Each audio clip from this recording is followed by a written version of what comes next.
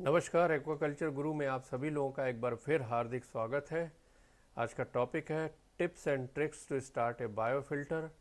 आप लोगों ने इसके पहले वाला वीडियो देखा होगा जिसमें 7 स्टेप्स में बायोफिल्टर को स्टार्ट करना बताया गया है।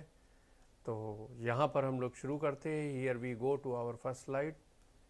टिप्स एंड ट्रिक्स में जो जैविक और जैव रासायनिक प्रक्रियाएं हैं उनकी दर को बढ़ाया जा सकता है कि अगर तापमान थोड़ा सा बढ़ा दिया जाए।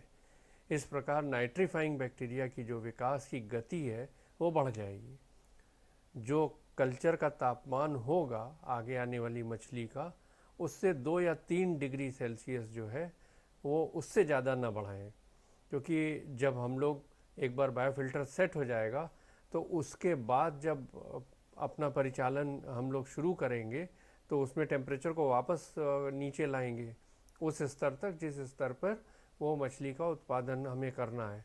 तो उस समय बैक्टीरिया जो है वो एक बड़ी तादाद में मर सकते हैं। तो उनसे बचने के लिए जो है 2 या 3 डिग्री सेंटीग्रेड ही टेम्परेचर बढ़ाइए। जो स्टार्टअप के दौरान अगर कम जल स्तर पर टैंक के कल्चर्स का पानी रखा जाए, कुल मात्रा के लेवल से कम रखा जाए, तो ये बहुत अच्छी बात होगी, क्योंकि पानी की थोड़ी मात्रा के साथ तापमान को अच्छी तरह से बदला जा सकता है और बायोफिल्टर के लिए डालने वाले जो पोषक तत्व हैं और जो इनोकुलम है उनकी मात्रा भी कम हो जाएगी। तो इससे जो आपकी पूरी प्रक्रिया है वो लागत प्रभावी हो जाएगी। बिल्कुल नए मीडिया वाले बायोफिल्टर को शुरू करना थोड़ा मुश्किल हो सकता है, संभवतः क्योंकि मीडिया पर अभी भी एक चिकनी और चमकदार सतह हो सकती है, तो जिसमें बैक्टीरिया कोशिकाओं को जोड़ना अधिक कठिन होता है। तो एक बार जब बैक्टीरिया की पहली वृद्धि स्थापित हो जाती है तो उसके बाद आम तौर पर जो आगे चक्र होंगे वो और अधिक तेज़ी से शुरू होते हैं। तो इसलिए अगर नया मीडिया है तो उसे पहले डिटर्जेंट वगैरह से अच्छी तरह से धो लिया जाए प्रॉपरली, और तब उन्हें जो है बायोफिल्टर में डाला जाए। अक्सर जो है जो बायोमीडिया आता है उसमें कुछ ऐसे पदार्थ लगे रहते हैं जिसमें जैसे कहते हैं फ्लेम रिटार्डेंट और इस टाइप की चीज़ें, जो प्रारंभिक विकास को बैक्टीरिया को रोक सकते हैं। लेकिन आमतौर पर देखा गया है कि ये सब बहुत क्षणिक होता है और कुछ ही दिन बाद जो है बैक्टीरिया जो है आसानी से उस पर ग्रो करने लगते हैं। मूविंग बेड बायोफिल्टर में जो मीडिया का बेड होता है उसमें अगर एक्सेसिव एजिटेशन हो रहा है या उसमें पानी का फ्लो ज़्यादा है तो उसमें बैक्टीरिया को ग्रो करने में और उसे कॉलोनाइज होने में समय लग सकता है, वो धीमा हो जाता है, क्योंकि ये अनिवार्य रूप से एक यांत्रिक समस्या है। यानी कि जो बायोमीडिया है वो अच्छी तरह से घूमेंगे, तेज़ी से उसमें मूवमेंट करेंगे, तो उस सतह के घर्षण के कारण जो बैक्टीरिया लगातार उस पर जमने की कोशिश कर रही है वो जम नहीं पा रही है, और पानी का प्रवाह अगर ज़्यादा है तो वो उसमें से छूट करके निकल जा रहे हैं।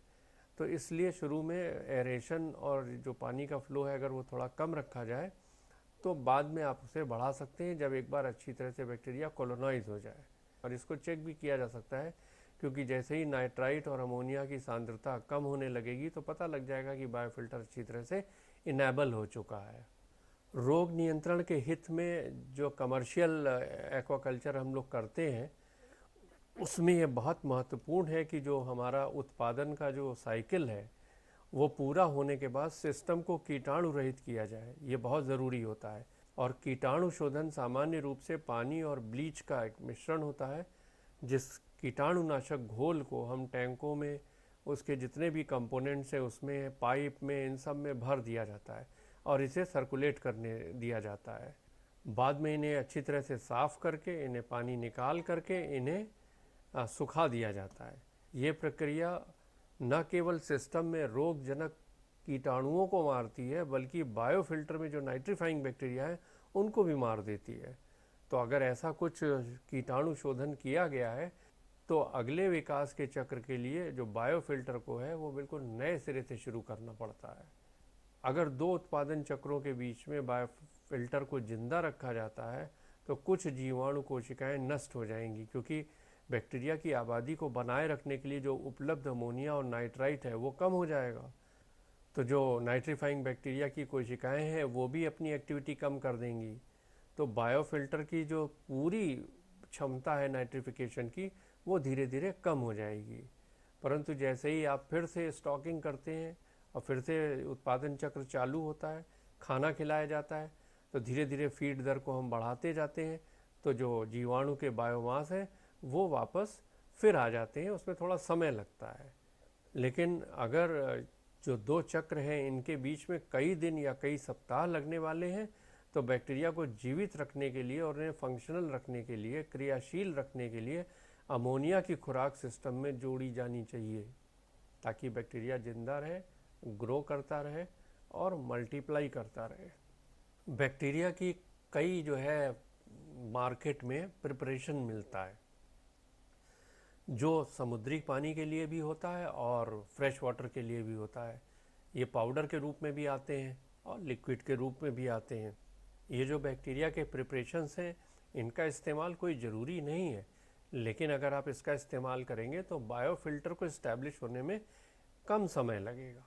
लेकिन जो बायोफिल्टर ब्रैकिश वाटर के होते हैं या मेराइन वाटर के होते हैं, उसमें बैक्टीरियल प्रिपरेशंस का इस्तेमाल करना आवश्यक है, क्योंकि ये देखा गया है कि कुछ स्पीशीज़ नाइट्रीफाइंग बैक्टीरिया की होती हैं जो सैलिनिटी के लिए ही होती हैं, और उन्होंने अपने आप को बहुत अच्छी तरह से सैलाइन वाटर के लिए अडॉप्ट किया गया है। और कुछ स्पीशीज़ ऐसी हैं जो एक ख़ास सैलिनिटी की रेंज में ही काम करती हैं, और वो रेंज बहुत पतली होती है, बहुत छोटी होती है, इसलिए उनको बाज़ार से लेना ही ज़रूरी है, क्योंकि ये रिसर्च करके और काफ़ी एनालिसिस करके उनका प्रिपरेशन बनाया जाता है। और नटशेल में ये बड़ा इम्पॉर्टेंट है जानना कि वो तरीका आप अपनाइए जो आपके संचालन और आपके सिस्टम के लिए सबसे अच्छा काम करता है।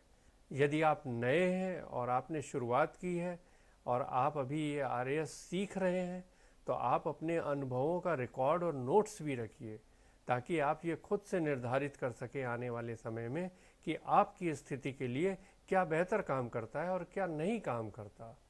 तो ये रहा कुछ tips and tricks for biofilter. अगर आपने कुछ नया हासिल किया है तो कृपया से लाइक करें, शेयर करें, सब्सक्राइब करें। आपका बहुत बहुत धन्यवाद। जल्दी मिलते हैं अपने नए टॉपिक के साथ, management of tank protection systems. तब तक के लिए अल्लाह हाफिज़। जय हिंद, जय भारत, वंदे मातरम।